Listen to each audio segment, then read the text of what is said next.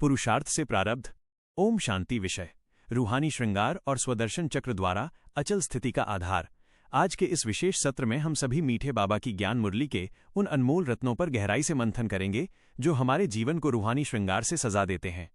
बाबा ने आज हमें बहुत ही प्यार से समझाया है कि ये संगम युग का समय स्वयं को परिवर्तन करने और भविष्य के लिए ऊंच पद पाने का समय है। हम सभी आत्माएं इस पुराने कलयुगी संसार में रहते हुए भी कैसे स्वयं को पवित्र और साधारण रखकर एक महान पद का अधिकारी बना सकती हैं, यही आज की मुरली का मुख्य सार है। बाबा हमें स्वदर्शन चक्रधारी बनने और हर परिस्थिति में अचल रहकर सफल होने की कला सिखा रहे हैं। आइए इन ईश्वरीय महावाक्यों को अपने जीवन में उतारने के लिए तैयार हो जाएं और अपनी बुद्धि को बाबा के प्रेम और शक्ति से जोड़ दें।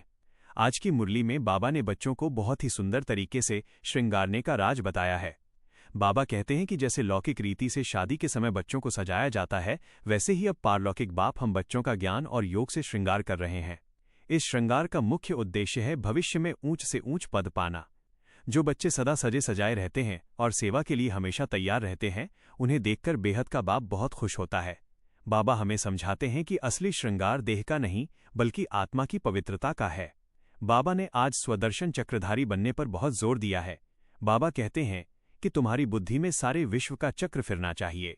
जब हम सृष्टि के आदि, मध्य और अंत को जानते हैं, तब हम माया के विघ्नों से पार पा लेते हैं। स्वदर्शन चक्र फिराने से हमारी आत्मा पर चढ़ी हुई पापों की जंग उतरने लगती है और हम रूहानी चुंबक बाबा के करीब खिंचते जाते हैं। बाबा हमें ये भी याद दिलाते हैं कि ये बना बनाया ड्रामा है जिसमें हर सीन कल्याणकारी है, इसलिए पुरुषार्थी बच्चे को कभी भी रोना नहीं चाहिए। बाबा का स्पष्ट निर्देश है कि आंसू आया तो फेल। हमें हर परिस्थिति में अचल और अडोल रहकर वाह ड्रामा का संकल्प करना है।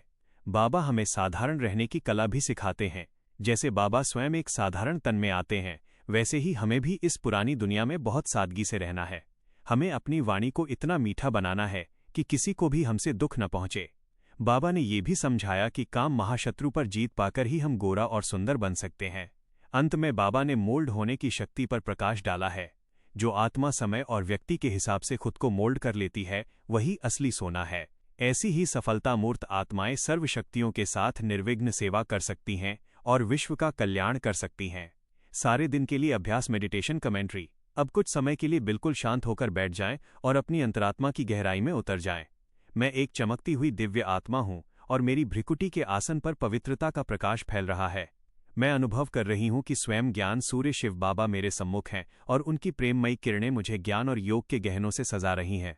मैं एक सजी सजाई दिव्य मूर्ति हूं जिसका हर संकल्प और हर कर्म बाबा की याद में समाया हुआ है। अब मैं अपनी बुद्धि में सृष्टि के आदि, मध्य और अंत का चक्र फिरा रही हूं। मैं मास्टर स्वदर्शन चक्रधारी हूं। इस रूहानी चक्र के फिरने से मेरे जन्म जन्मांतर के पापों की कट उतर रही है और मैं बिल्कुल हल्की और पावन बनती जा रही हूं। अब मैं स्वयं को विश्व के रंगमंच पर एक साक्षी आत्मा के रूप में देख रही हूं।